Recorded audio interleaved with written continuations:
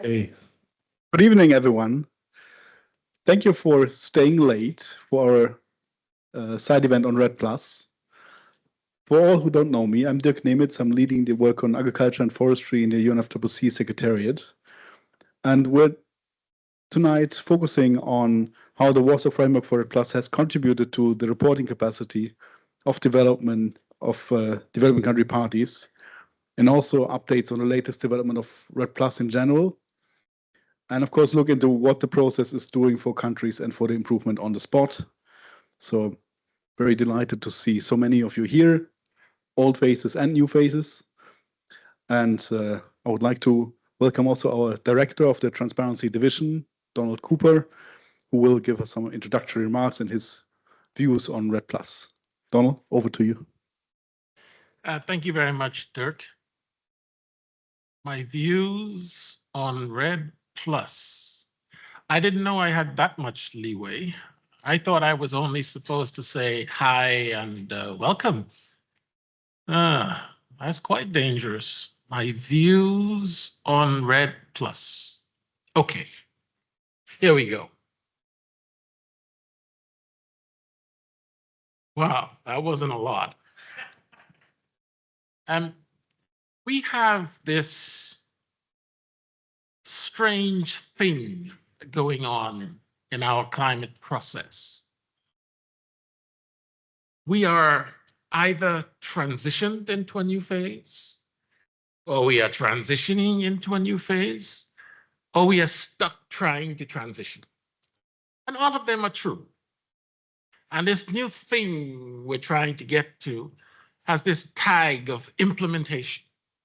It's like one of those transparency words. They roll off the tongue, but don't mean anything, but they mean everything. Unfortunately, nothing and everything differently to each country. So we try to match them up with specific actions that then drive a whole heap of stuff forward, right? And in this context, REDD+,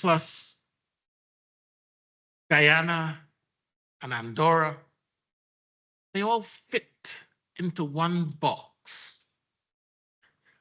They are global leaders. They have demonstrated the direction a process can go. Yes, Guyana demonstrated, even though I'm a tiny SID, I always laugh when I think of Guyana as a SID, inside joke for those who know, but they are able to fully participate in the Biennial Transparency Report submission process of the ETM, of the ETF. They are not in the first or second phase, they are completely in the third implementation phase, showing the direction. And REDD+ is very similar.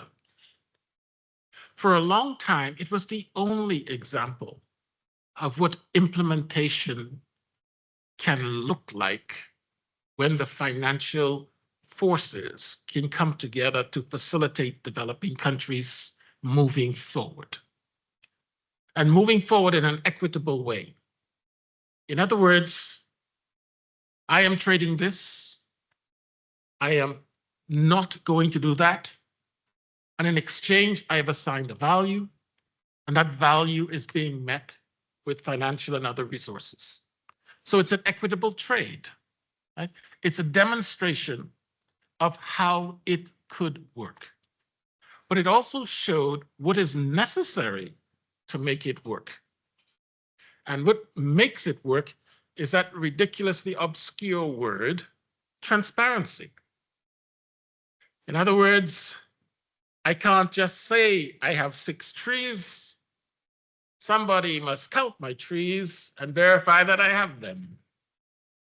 You can't just give me $10. Somebody must verify that you provided it and I got it and we had an exchange. Right? And it's this process of oversight that becomes critical to the higher level implementation. Whether it's $1 million, $10 10, 50 billion. It's this accountability to ensure that the actions being offered are being delivered and the resources in exchange are being provided. Right? So here we are with a mature program, so mature that it was built in to the new enhanced transparency framework. And it is so desirable that of the 3 submissions we have had so far for BTRs, that was before the COP, 2 of them include it. So chances are one whole lot more are going to do the same thing because the system has proven itself to be valuable and it works. Now, unfortunately for Dirk, it puts a lot of pressure on him because the verification part is what sits in his lap. You notice I'm not saying mine because I passed it on. It sits in his lap, right? And the team needs to ensure that every party who takes advantage of the opportunity is able to, in a very timely manner, have all processes addressed so they get to the end. The end is beneficial to everybody. We want to see the products that are offered, and we also want to see the resources that come forward for those products being matched, because it means we're saving the world. Right? On top of that, we get all of these benefits that don't count. I admit it, I've hugged a tree. It made me feel good. It's nothing to do with REDD+, but boy, there's going to be a whole heap more of them for me to hug hanging around. And then all of my distant non-relatives that enjoy living in forests, whether they're humans, animals, plants, cure for cancer, all this sort of stuff has an opportunity to be discovered. Not because that was the objective, that just happens to be a co-benefit. You didn't plan for it, you didn't budget for it, but it comes along. And if you're a country like mine, the Bahamas, which lives on tourism, you learn very quickly you need to sell the same thing 1 million times, not sell one thing for $1 million. It's the repetition. So you want to have your cake and eat it too. And REDD+ is perfect. You get to have your cake, you have your reward, and you get to keep it so that you can turn around again and get your reward once more. I know this is not the technical language you expect to hear, but I always think it's good to remember that all of those paragraphs and particular words that we stick into decisions are to achieve certain things. And those things are usually quite straightforward because you needed to get somebody way up the chain to agree in the first place. And the way you explained it to them was really very straightforward. So I am very pleased that the GCF has taken a solid role in providing resource-based financing or funding. The World Bank is acting. Governments are coming forward to also look at ways in which they can augment this activity. So it is on the rise. The blue carbon people, of which my country is one, are following the pathway that forests did with REDD+. So the example of leadership to the rest of the world on how it can be done is also being learned. So that's an exceptional thing when we can multiply something more than just the individual sum of its parts. So I need to congratulate everyone here on a job exceptionally well done. except for one thing where you are really terrible, absolutely terrible. You are too shy. You need to make sure the world knows. Don't do it and then hide in the back room. No, jump up in front and say, look at what we have done.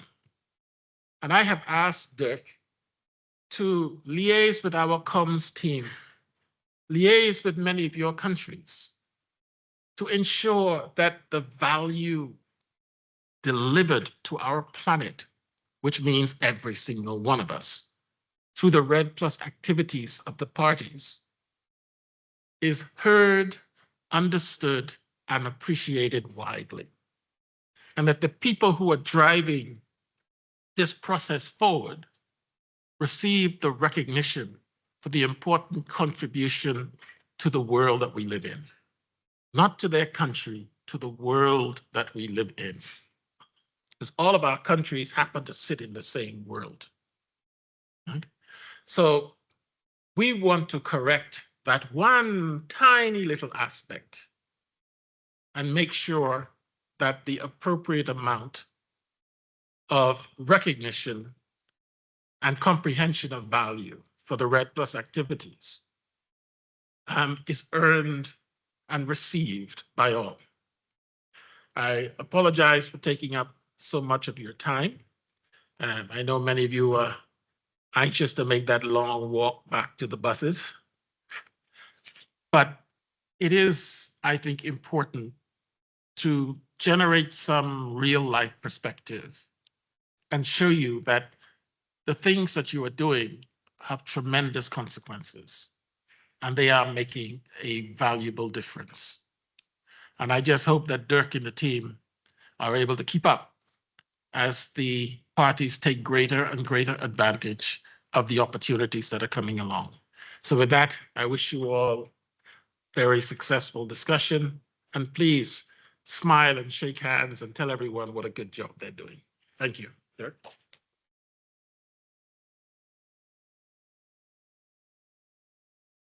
Thank you very much, Don. We start with some technicalities. We have a small presentation to catch everyone where they are, to make sure that they know what we mean when we say the word REDD, and give a bit of an update on what has developed. Then we'll also share a few slides about what did we see in the technical assessment of reference levels and how did it, in our analysis, help countries to improve. And then we will turn to our wonderful panel, and I will introduce everyone one by one at that point. As an introduction, for everyone who is confused by what REDD+ means or what it doesn't mean, it's really a holistic framework to facilitate climate action in the forest sector. And under it, developing countries can receive results-based payments for emissions reductions achieved, both from market and non-market-based approaches. And we have a summary of what every country has done and that has achieved that level on the Lima Info Hub, which is summarizing all of this information. So far, we have, out of the 63 countries that have started implementation and have sent us the reference level, we have 19 countries that have become eligible for receiving results-based finance, and they total a reduction of 11.63 gigatons. One important signal is that REDD is alive. There's a signal from the global stocktake asking countries to halt and reverse deforestation and forest degradation by 2030, which is a big, big goal. And the global stocktake is basically the manual for what to do with the next nationally determined contribution, the next NDC. The NDC is due in February. So ideally, we would see from every single country a plan. How would they contribute to that, halting deforestation and forest degradation? How can they achieve that by 2030? And what is the support that that country needs to make that happen? So what is domestically possible and what is needed in addition? Now, what each country needs to develop is a national REDD+ strategy or action plan. a reference level that undergoes technical assessment, which we are organizing in the Secretariat. The REDD+ safeguards, including a summary that is submitted, National Forest Monitoring System, and the REDD+ results that come with the BTR and undergo technical analysis. That is the whole package that have to be prepared and submitted. Most of them at the national level. The MRV reporting can be at subnational level as an interim step. And once a country has all of these things in place and has an entry in the Lima Info Hub, they could in the past get payments from the GCF during a pilot, but the funding in the pilot was $500 million and was depleted very quickly. Just this October, the GCF had adopted a policy which made this permanent. So it makes now a lot of sense to get things together and go back after the Warsaw Framework is completed to the GCF and ask for results-based finance. It also makes sense. The GCF has a readiness fund as well, or a readiness funding opportunity. If your country is not yet ready to get there, to ask the GCF for funding for that as well and plan long-term to get to that point. In addition to that, everybody is waiting anxiously for the carbon markets to also play a role in finance for REDD+. And the supervisory body just adopted the standards in October, and that was confirmed last week here in Baku. And they basically say that if a country wants to be implementing at a certain point REDD+ activities as a 6.4 project, then these need to demonstrate that these are included in the national reporting, basically that they link to the Warsaw Framework as well. These are no longer separate and away from that. Together, I think there's a very strong signal for which we've been waiting for a long time for the long-term implementation and finance of national REDD+ activities. I don't want to go too much into details of reference level. Reference level is basically your baseline against which you compare. And if your deforestation went down, you have results which you can get payments. The reference level has a lot of elements that will be technically assessed. And during the assessment, there are usually already proposals on where it could be improved, or there's a discussion on what additional data the country may have available that can be incorporated in a modified reference level. And we did an analysis of comparing these two, the original reference level and the modified one, and see how much this improved during the process. And with that, I would hand over to Keiichi to make a presentation on the analysis.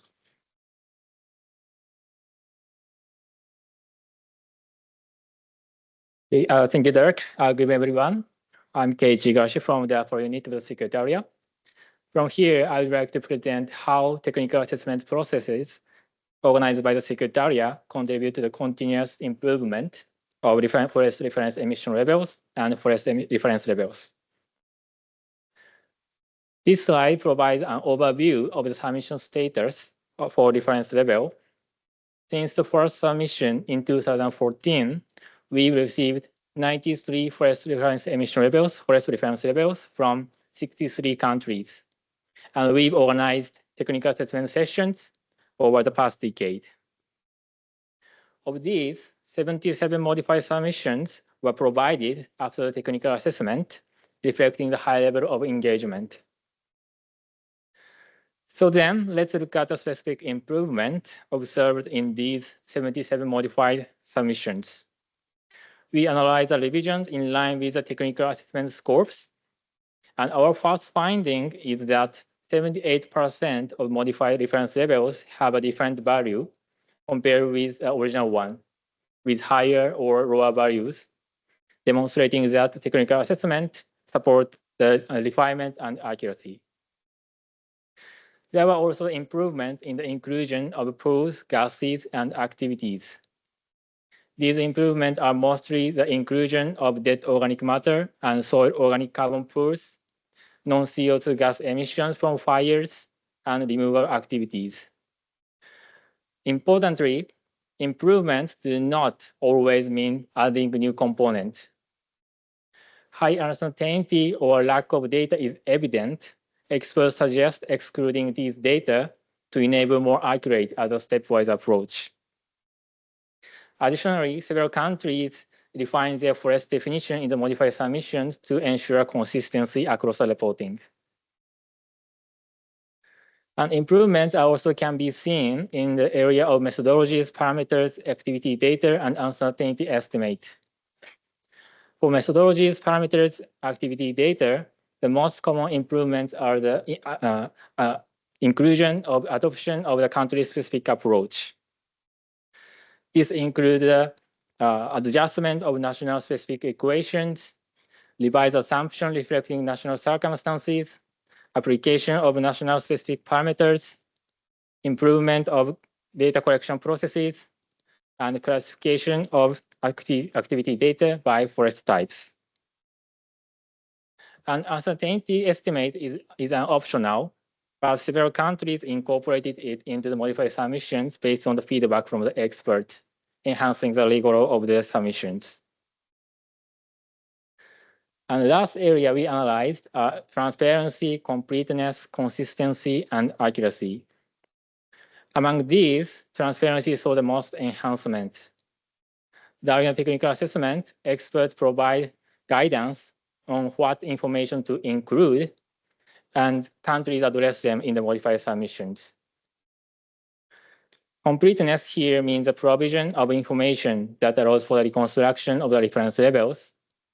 In the modified submission, countries clarify the technical process, including data sources, and in most cases, share the spreadsheet to illustrate how to establish their reference levels. Consistency is also a very important point. Several countries in the original submissions apply the varying parameters or approaches across the time period. For example, parameter A from 2000-2005 and parameter B from 2006-2010. And experts provide technical input on how to ensure consistent approach across time period, and these suggestions were reflected in the modified submissions. Lastly, accuracy. This tied to the methodological improvement as well as enhanced data and uncertainty management. These updates have significantly boosted the accuracy, sometimes by omitting high uncertainty data and applying default values to strengthen the overall quality of reference levels. In conclusion, our analysis showed that technical assessment led to the more accurate GHG emissions and removals tied to REDD+ activities. And these refined data support national GHG inventories in the forest sector, providing valuable insight to track progress toward NDCs. Additionally, improved data on GHG emissions and removals enhance the country understanding of forest dynamics, enabling more ambitious climate action. Although we did not delve into today, but it's worth noting that experts also identify areas of technical improvement in the assessment session. Countries cannot always implement everything immediately. For example, the estimation of emissions from natural disturbances and monitoring of illegal loggings. But these points were highlighted in technical assessment report as a potential future improvement. Therefore, these technical assessment sessions also serve to attract support to these identified areas.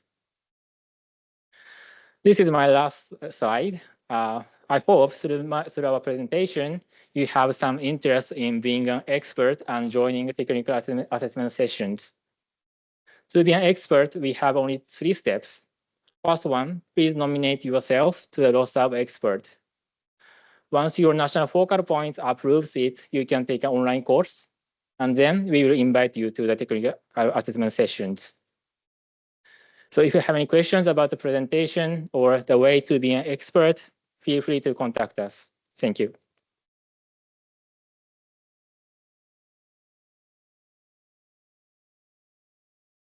Thank you very much, Kiichi. And these were the dry facts of what we see during the technical assessment. We also would like to know what it feels like to be in the technical assessment from the side of countries, from the side of those that are supporting the processes, both technically and financially, from the side of experts that are really doing this work, hard work, and finding all of this in facilitative discussions with countries the way forward and how to make improvements. So I'm very happy to first ask Maggie. Maggie is the head of the International Forest Unit in the UK. And we'd really like to hear from you. What is your perspective on the importance of these REDD+ reporting and review processes? Thanks, Dirk. And I always think one of the encouraging things about REDD+ events is that whatever time of day they turn up at, they've always come to a full room. So it's nice to see so many of you. The UK has a long history of engaging with the UNFCCC unit that Dirk and colleagues work in, having been closely involved in REDD+ from its early inception and negotiations. We are not, however, responsible for the exceptional hard work that countries who report and deliver on REDD+ plans do.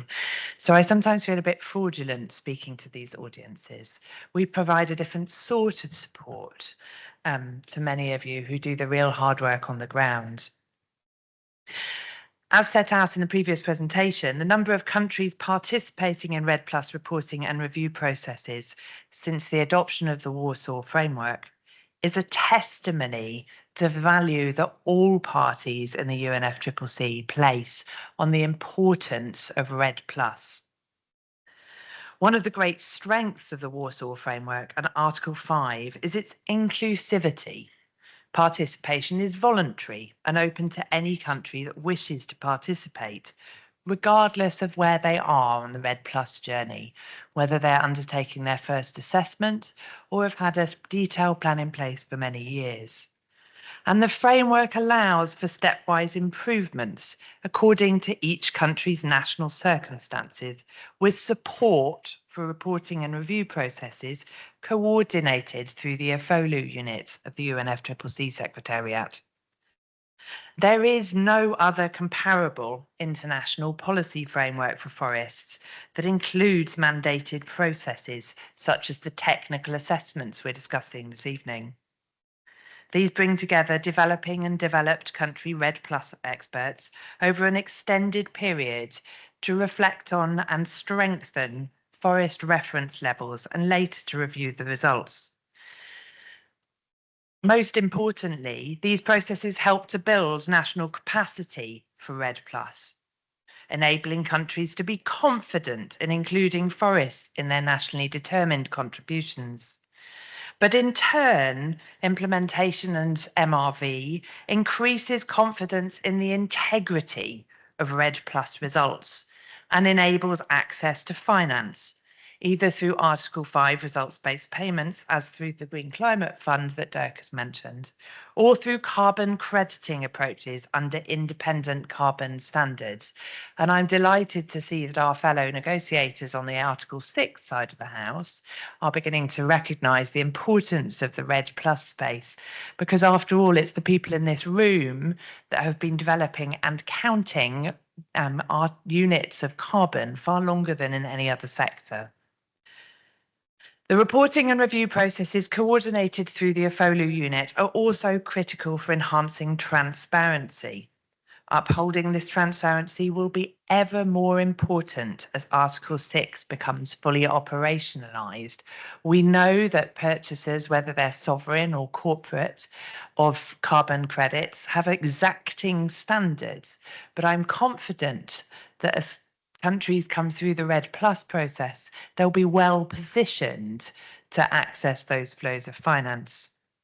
So REDD+ has a valuable role to play to help us all in achieving our goals, whether they're climate change or nature, for development and also for attracting finance.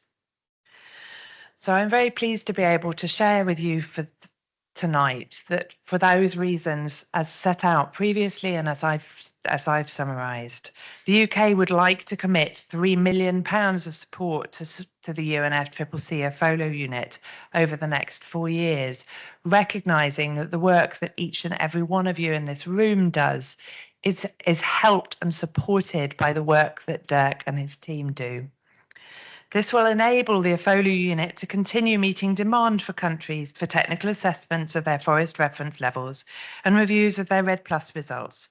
We anticipate this demand is only ever likely to grow, particularly in view of the recent GCF board decision to mainstream REDD+ results-based payments into the GCF's core project cycle. Our contribution will complement and build on support from other donors, including Japan, Switzerland, and Germany, who've also made voluntary contributions earmarked for support to this team. As the previous speaker said, there's more to be done, however. Finance is one part of the puzzle, but we're short on expert reviewers. It's something we'll be looking at to modify in the UK, and I would reinforce the call to all countries to identify experts available to participate in the assessment and review processes, particularly those of you from other Annex 1 countries where there's been a particular shortfall. We've also heard repeatedly that since REDD+ negotiations concluded, forest countries have not had their own space to meet regularly for learning and exchange, despite the growing complexities of the REDD+ financing and implementation landscape. It seems a shame to me that we've lost that special space through which the forest and climate experts come together. And we hope that our contribution will help to fill some of this gap by providing a forum for regular in-person and online meeting of REDD+ focal points and other experts over the next 4 years. We hope through this contribution to signal our commitment to the continued importance of Article 5 and to also enhance transparency, coordination and synergies across the REDD+ landscape. We look forward to working with all of you to achieve this. Thank you very much.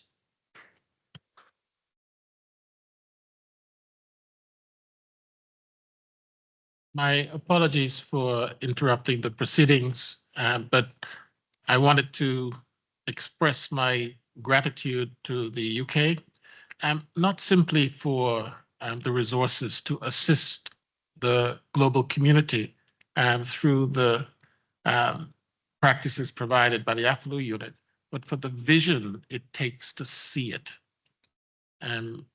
Oftentimes, many can come afterwards. It's that first one who sees it that's difficult. And that is definitely an attribute we can assign to the UK. The area in which the resources would be utilized is going to have a huge impact on a very large number of parties. And it is going to catalyze even more contributions towards this area. And it's going to lead the way on how to take early advantage of the approvals that we got in Article 6.4 and also what we do with blue carbon. So it is really visionary, and it is one of those areas where the extension of appreciation for that vision really does need to be passed on to the UK. And thank you very much on behalf of the Secretariat. And even though it sounds a bit conceited, thank you very much on behalf of the world. Thank you.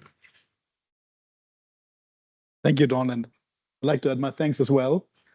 But we have limited time, and I also want to give space to the countries to report and to share with us how they see the process, how much they like or dislike the process of doing the reviews, and what is their how does it help to build capacity in the countries? And I would like to first turn to Thomas.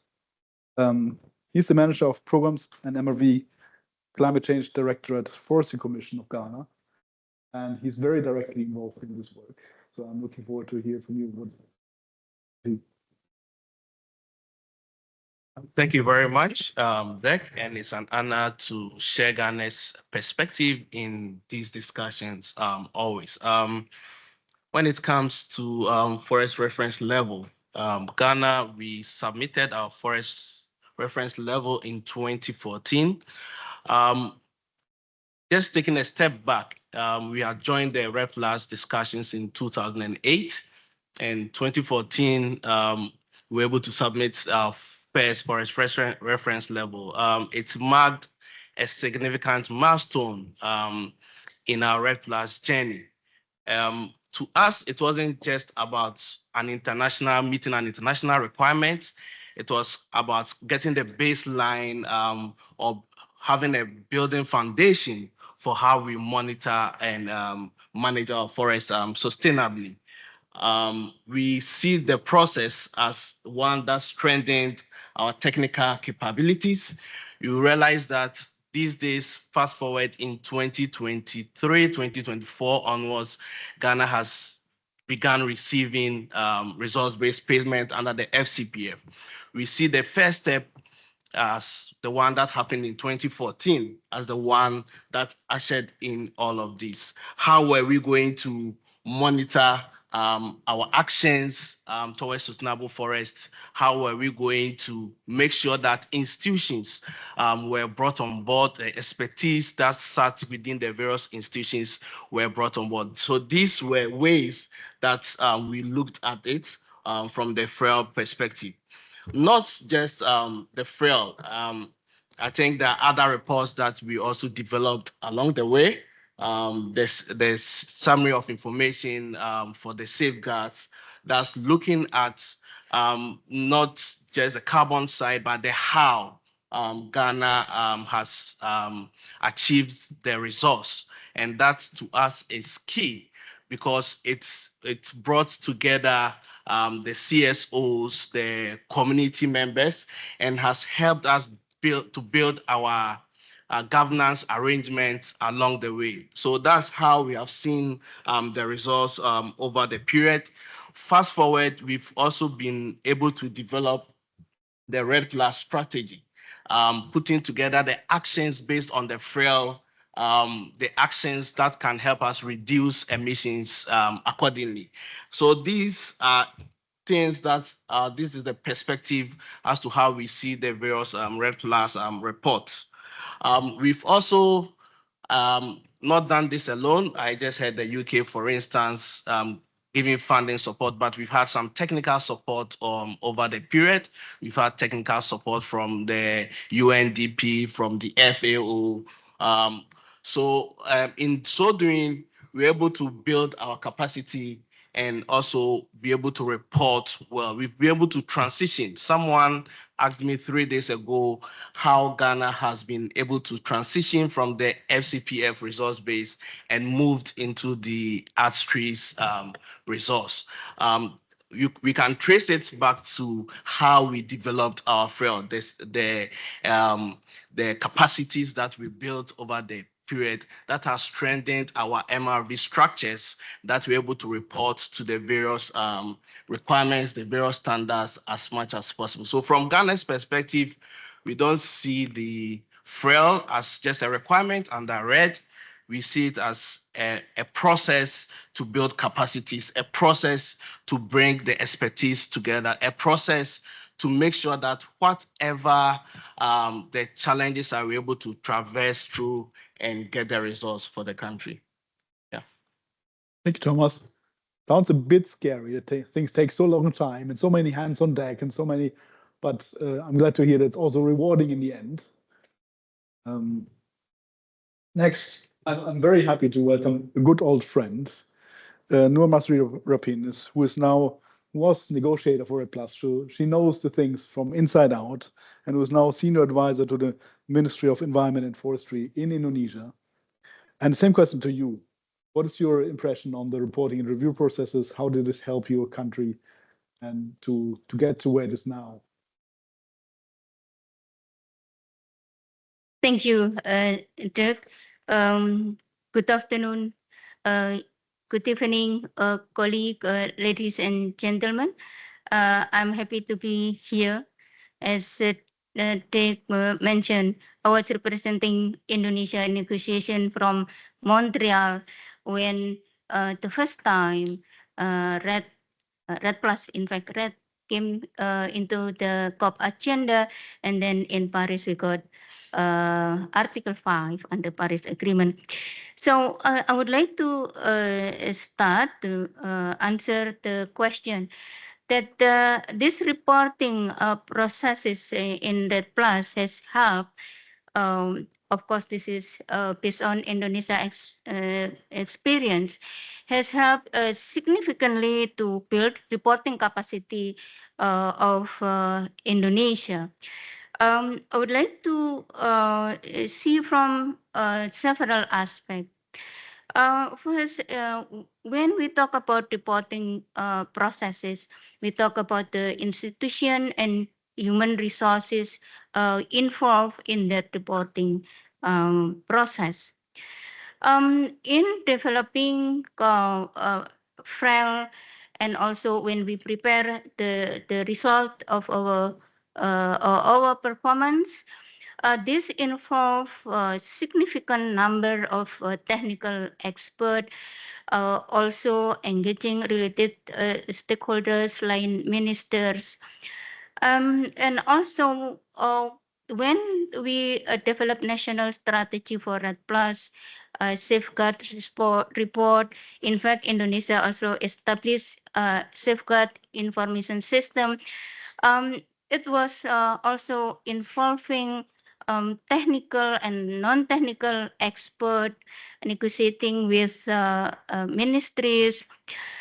This process, including the technical assessment of our FREL, also the process in assessment of our result, this provide the avenue for all experts to have exchange among each other, and also for non-experts to better understand about the reporting processes, the requirement in REDD implementation before we could expect to get the result-based payment. And more importantly, in the process of technical assessment, this is the interaction between the LULUCF expert and our national expert really provide our national expert better understanding where our strength, where our weakness, the area that we need to improve, and how we could improve from our first FREL to the second FREL, and how much resources that we could we need to improve that. So this process under REDD Plus is really provide avenue, provide opportunity for us to build our national capacity, and we could now feel the positive impact of this process when we prepare our first PTR. I think in our country, the forestry sector is the most advanced in understanding and interpreting the MPG of ETF because of learning from reporting process and assessment of REDD Plus. I think that's what I could say. Thank you. Thank you, Noor. Next, I'd like to invite Nick, coordinator in the Office of the President, Department of Environment and Climate Change in Guyana. We've just visited Nick in his beautiful country, and I think it's the one country with about the most reports in 1 year pushed out to the UNFCCC. So very curious to hear what is your appetite after all of this to still be involved in this and do this again in 2 years from now. Thank you very much, Dirk, and good evening, everyone. I would like to say, and this will probably be a repetition of some things that I said in the previous session, but we would definitely do it again. The impact that Dirk and the entire team, including Maria, has had has been greatly beneficial to us. The process is not an onerous one. We opted for an in-country review. It was providing a space to meet and having a very collaborative approach between all of the experts on Dirk's team and our team having the opportunity to give presentations, to clarify positions that we would have stated in some emails prior, and setting the context. But one thing that I highlighted in the previous session is the personality and nature of every one of the experts that lent us their ears and their guidance during that process, who were very humble, very encouraging, and very gracious. We would welcome them back to our country any day. And so to answer your question directly, definitely we'd do it over again. Thank you, Nick. There's another perspective. FAO has been instrumental in helping many countries to get where they are now, and has been supporting countries from day one, I would say, in the journey along REDD+. So would also be interested to hear from you, Amy. What is your perspective on the improvements that countries made along the road, and how much the process has helped them to get there? Thank you so much, Dirk, for having us here, and congratulations on the new contribution, because we indeed have had a really wonderful collaboration between FAO and the UNFCCC, and your team in particular, in support of countries. And you know, the other day I was presenting a presentation on behalf of my colleague María, who supports countries with the forest reference emission levels.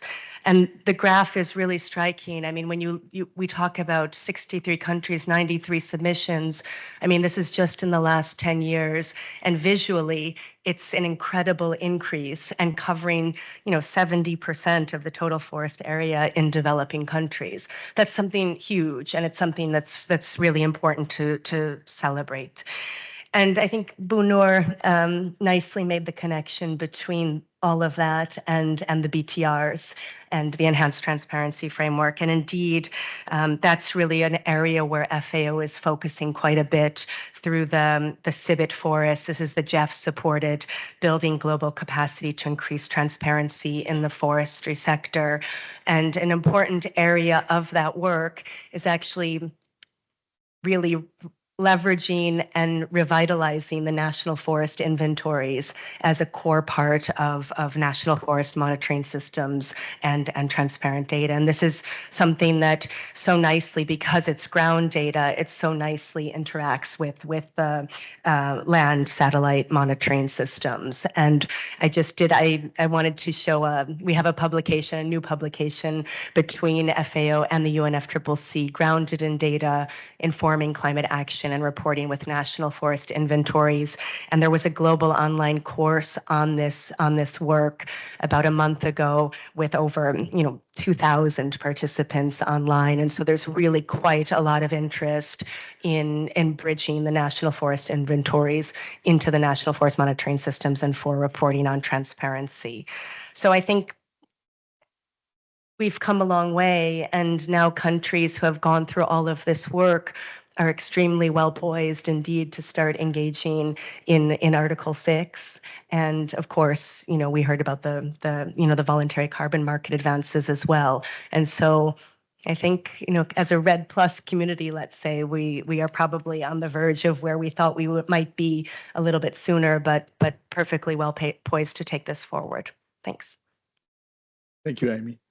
And well, Nick has revealed it already. We have experts here that were with us. Maria was with us in Guyana, and she was on the other side of the table looking at the data and doing the analysis and then discussing with Guyana where things are. And I will probably not give up a secret if I say this was not her first review. So it would be very interesting to hear from you as well, Maria, on what you think about the processes. Well, I think it's important. I mean, it's important to recognize that experts were learning with countries as well. I mean, that will be my first point. I mean, this is a learning by doing process, which is extremely important because some of the countries already lie out. There's a capacity building process. And I think it's equally important for the countries than for the experts themselves. And this is why I really also congratulate the UK for this effort to really make this possible from both sides. But I would like to make 6 points First, I mean, this has been a long run, very difficult, right? But it's always been based on solid technical expertise and towards looking always for improvements. I mean, nothing is perfect when you start. So the idea is that you will improve while you are learning and doing. And I think this has been critical for the REDD Plus, for these 93 reviews. I mean, we are now much better positioned today from both sides, countries and experts, than we were when we started. Second, that is an extremely good capacity building exercise because you are based on realities of countries.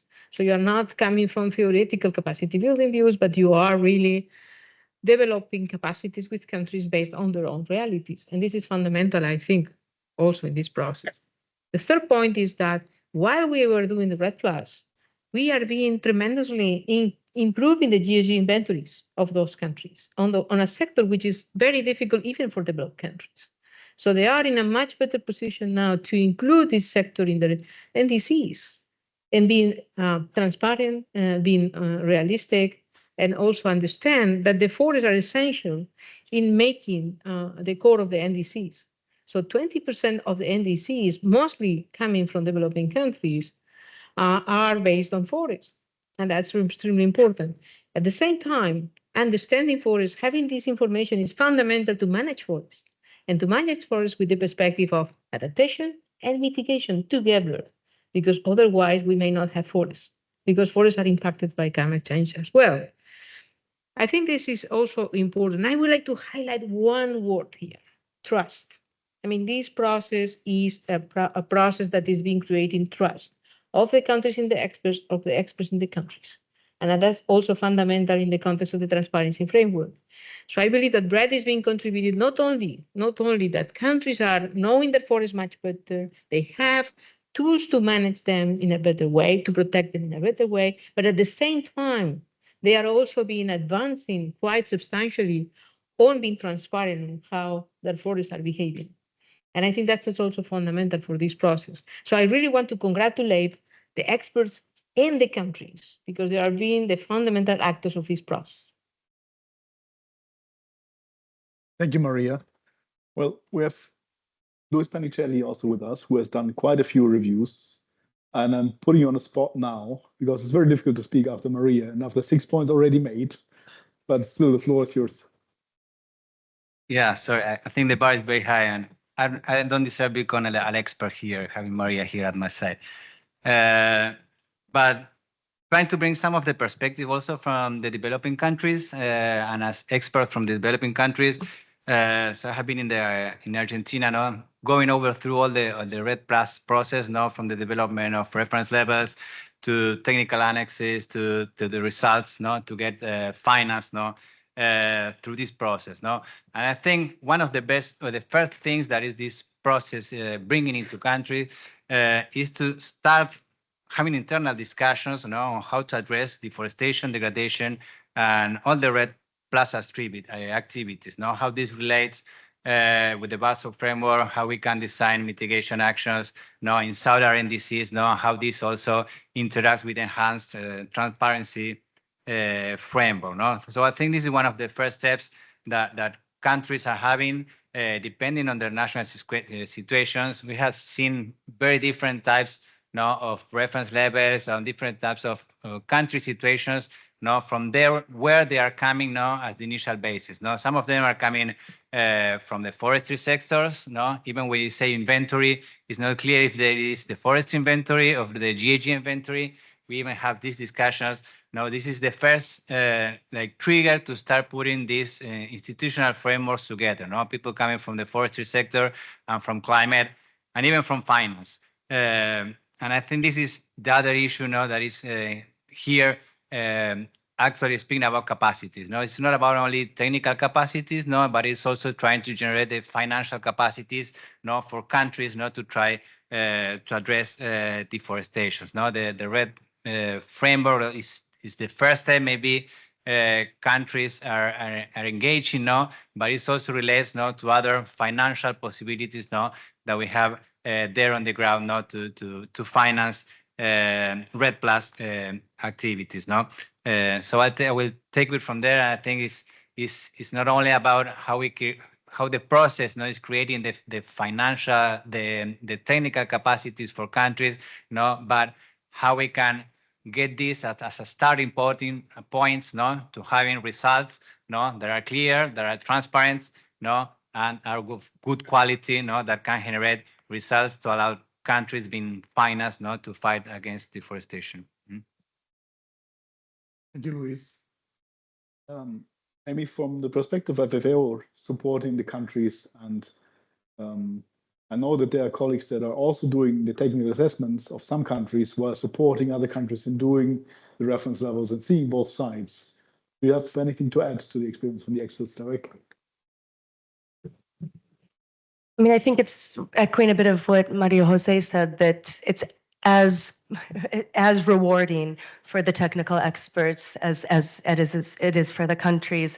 And I think something that, the FAO technical experts have really valued is this idea of you organizing meeting among the experts to actually discuss complicated issues together. So there's really quite a lot of learning, and look for more of a consensus-driven approach to a lot of the more tricky issues. And so I think even the process of how you've done it has been very good. And we saw, in Keiichi's presentation, it's clear that it's actually made a difference in terms of the quality of the outcomes. Thanks. Thank you, Amy. With the next question, I would like to go back to the countries.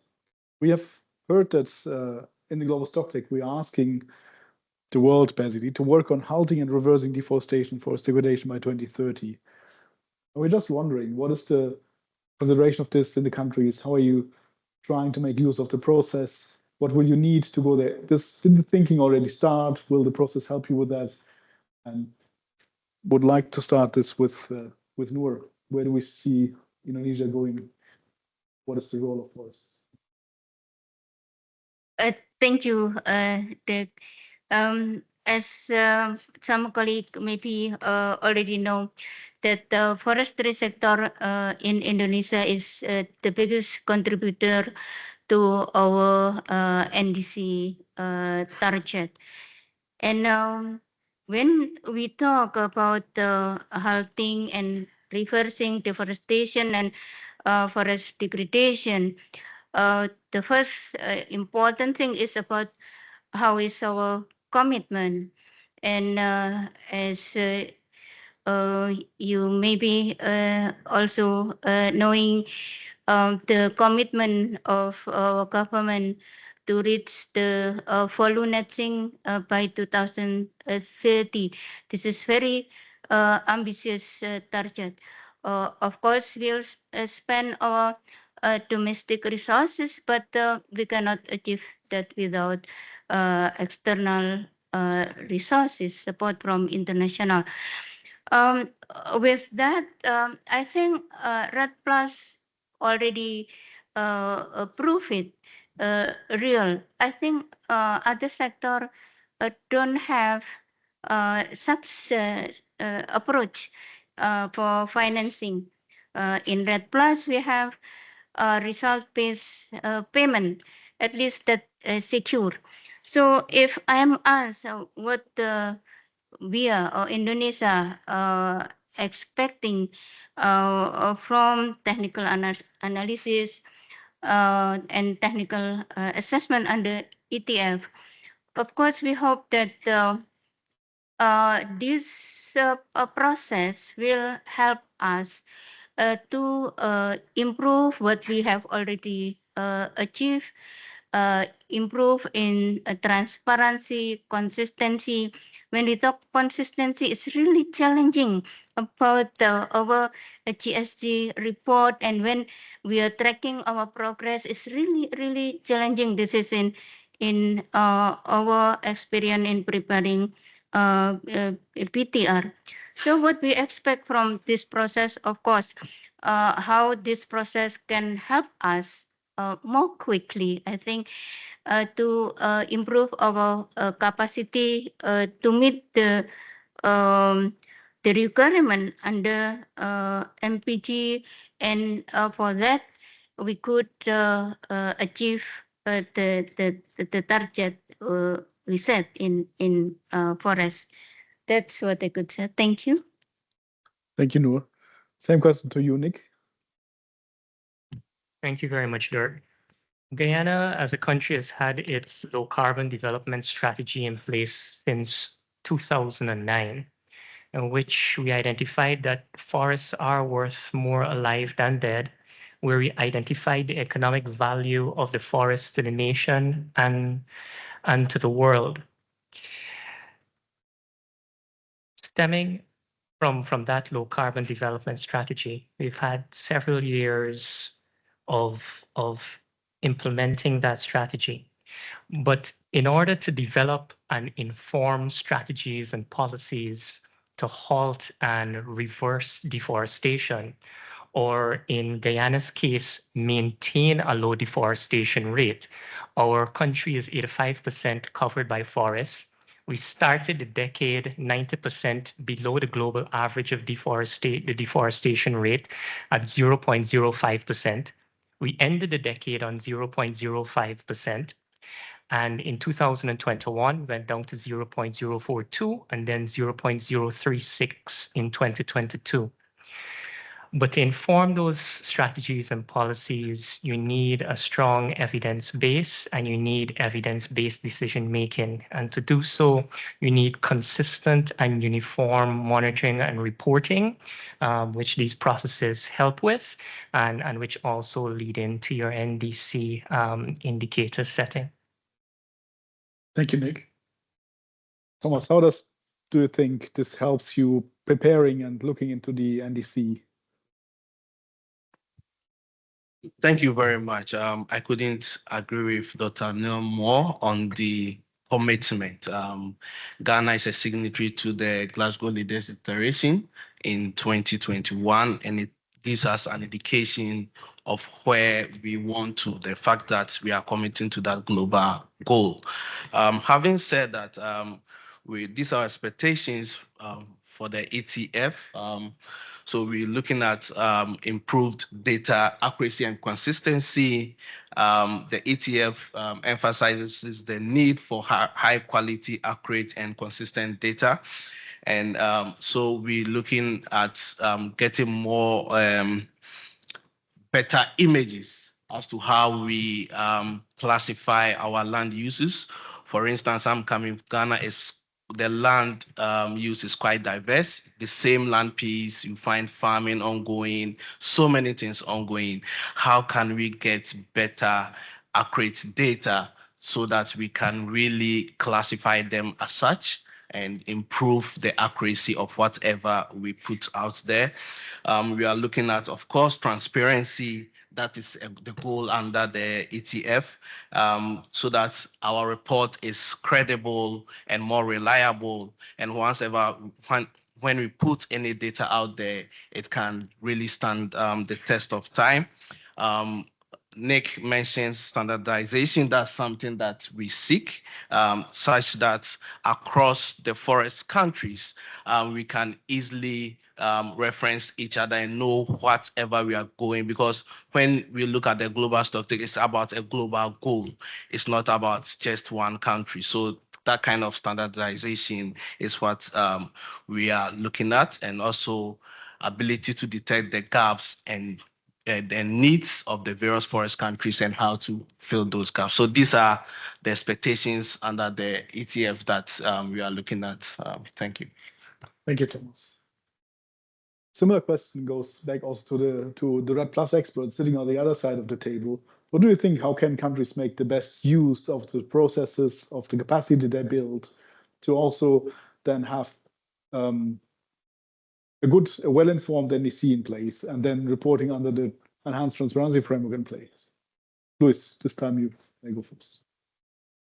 Yeah, I think we have learned a lot from the water framework and the expert reviews we have been doing so far. So experts have been learning, countries have been learning about this, know how to align the reference levels, know how to calculate the results, know how these are consistent with the national GHG inventories.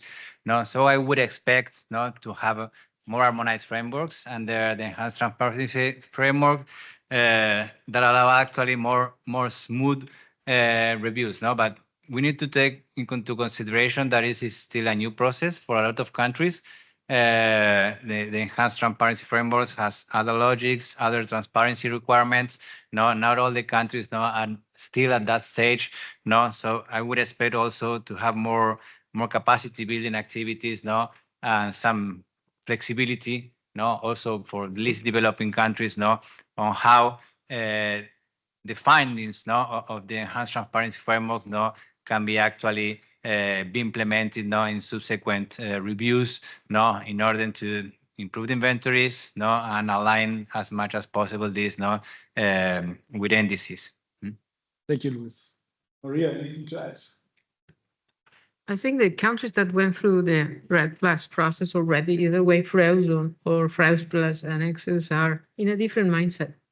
They are much better prepared to think in forests in terms of their NDCs, because they don't have to worry that much about estimations. They are very advanced on that. So they can still they can already think on how to implement the activities and how those activities can contribute to their domestic targets. And how far this may or may not be something that they want to keep for themselves, or they want to already get into Article 6.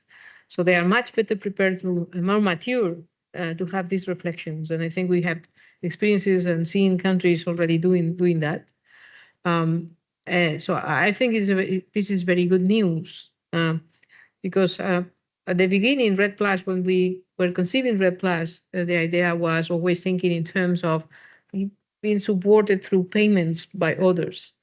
But now I think the mindset is starting to be balanced between these and how much this is my own contribution to the goal in the Paris Agreement. So for me, that's the difference now, and this is how countries are starting to think, which is extremely promising, because there are countries like Indonesia that have forests is the main core of what they can contribute. So they really have a very deep reflection. It was also very good to see some Latin American countries thinking on how they are building their NDCs and how they're embedding forests into the NDC. So it's not that you are thinking on forests as something aside of what your strategy, or your long-term strategy, or your updates of NDCs are. Thank you, Maria. Maggie, after everything you heard here, is there anything you would like to react to on the country experience or expert experience? I thought, so I head up the International Forest team in the UK, and I thought maybe it's really interesting to hear the reflections from Maria about that shift in mindset, and I think that's right. I also really feel, I was at COP3 in Kyoto, which is a while ago, but it feels to me like the dynamics are shifting over the last few years, and that the value of our land systems for tackling a range of global crises, from climate change through food security, through nature preservation, through economic development, has never been more prominent in the climate change space. And REDD Plus really leads the way.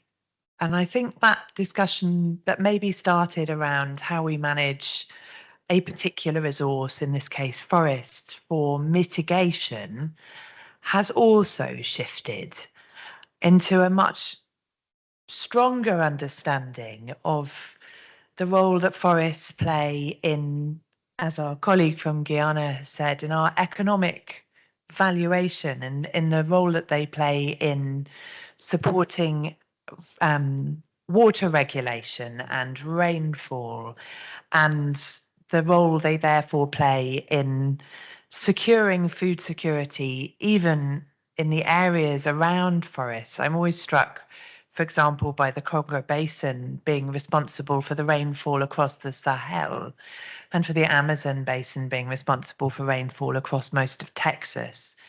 And so that kind of, both on a local and global level, the recognition that forests really matter has only strengthened.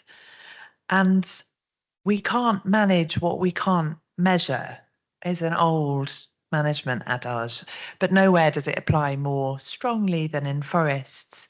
And I'm really encouraged by the degree of cooperation in the REDD+ space. This is hard stuff.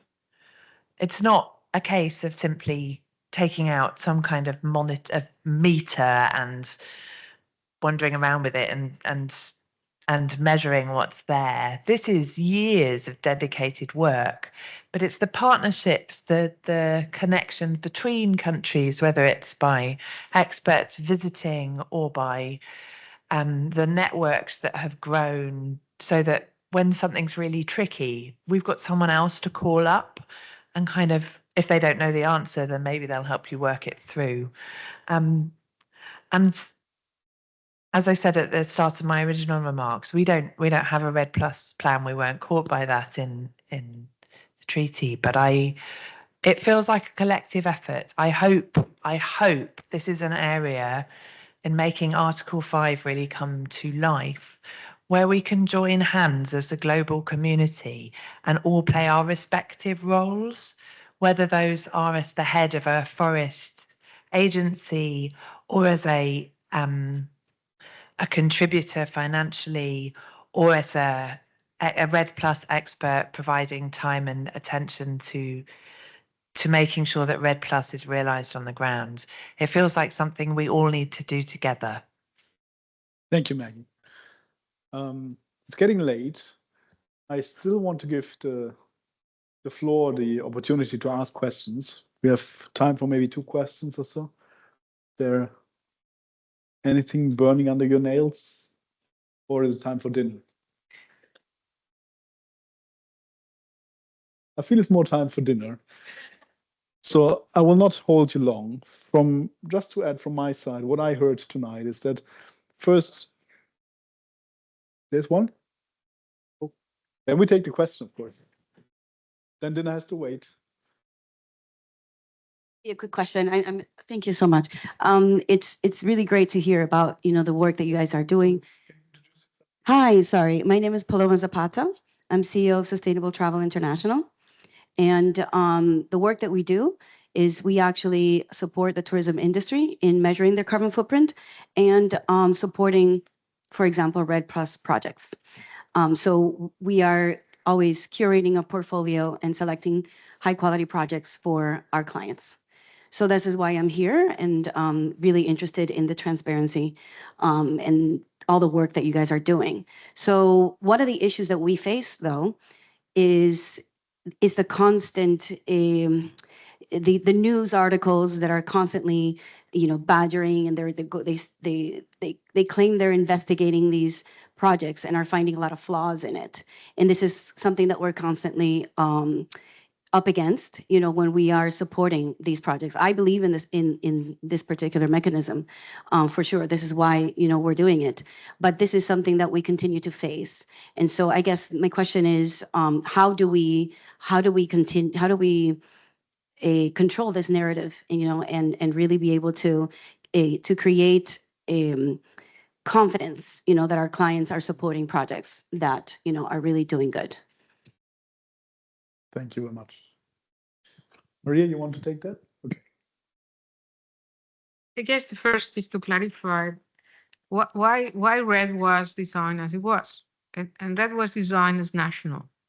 And the reason was because, well, for enabling action, you need policies, you need regulation, you need a frame. And we learned that from the CDM, for example, where a proliferation of projects without a frame, it is led to disaster, right? So in the forest in particular, this is fundamental. So REDD was designed as national, but when we started, we saw that we need an interim process, and this is why REDD sometimes is being starting from jurisdictional, for example, rather than national, with the aim to progress towards national. Well, the projects that you are describing are projects, I suppose, from the voluntary carbon markets. This is a completely different side, right? These projects are being emerging completely in isolation to any particular frame, any national regulations, anything like that. They settle their own standards and they just pop up somewhere, you know, and develop the project, right? This is not connected now to the actual Article 6 at all, right? And it's true that in some cases the standards are being not so good, and this has been shown very clearly in the latest years. So I think that if you want to support your sector and your sector is legitimately wanting to reduce emissions, what you have to think is how best or what are the actual frames where there is a guarantee that at least you know there is a regulation behind, there is a national government behind, and so on and so on. And I guess we are not yet there because Article 6 is starting to unfold now. But that's the situation. You don't mix voluntary carbon markets with what we're talking here. It's a different stuff. Doesn't matter. There are also voluntary market REDD projects. Yeah. Thomas. Yeah, just to add as well, when the expert speaks, sometimes it's difficult to add anything, but just to put something, a concluding remarks on what the expert just said. I think the director alluded to a certain point that we are not able to market the good things that we are doing. And I think Maggie also connecting to what Maggie said, once the discussions on REDD+ ceased globally, it's difficult getting the countries coming together to showcase whatever the countries are doing, such that when there are just one report giving a hint that there are some negative things ongoing, it takes over the space. So I think I'll use this opportunity to really re-echo Maggie's point. There's a need to have this platform where such good things that countries are doing are highlighted and showcased so that when such negative reports comes, we can contrast the difference. Having said that, even though this is looking at the national perspective with the regulations, with everything else, I think there's some voluntary markets that are trying to come with that jurisdictional perspectives also as well, that perhaps those standards are quite in line with what globally we are looking at, and these are things that we can consider going forward. We now have the ICVC MI, for instance, that are helping us bring some sanity in there. We can cooperate. We can cooperate to come up with these good ones, and we can move on from there. Thank you very much. Luis as well. Yes. Yeah, well, this discussion can take forever. I think it's time to try to wrap up, but just to, yeah, I think that it's not just about having a narrative, but it's about trying to do the things right. And there are like different methodologies and different way of calculating your result of your credits, depending on where you are using your things. But it's a tendency. There are two tendencies. One is to converge, the things, projects with jurisdictional levels, with country approaches.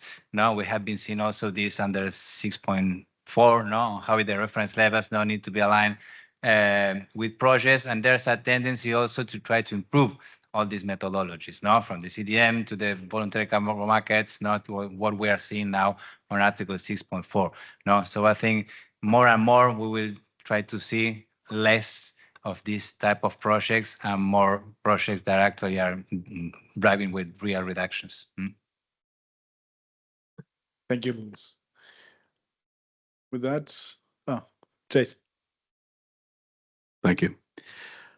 Jason Funk, Conservation International, is my most recent gig. I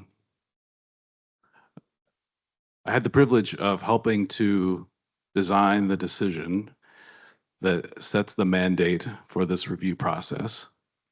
And I carry the guidance booklet for technical assessment of REDD+ reference levels with me everywhere.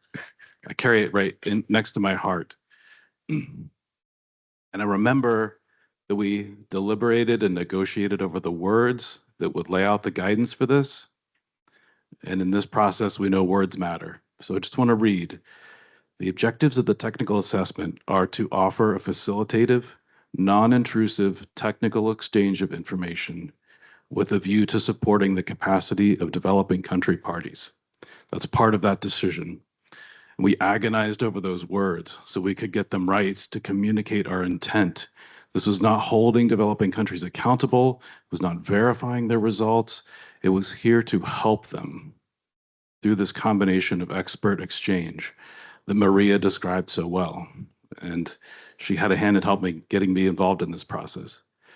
So I just want to say, as a reflection, I've been involved in this process for a long time. I've seen many different components of it. I can't think of a single other process that has so well fulfilled the intent we had at the time when we designed it. And so I want to congratulate all of you. That success in large part is due to Dirk and the other folks at the Secretariat who so carefully hold the reviewers and the technical assessors to that standard that we wrote back then. They do a great job. And I think all of the other REDD+ experts also do a great job. So thank you. Thank you to the UK for continuing to support that process, and just congratulations to all of you. And I wanted to end on those words if we could. Thank you.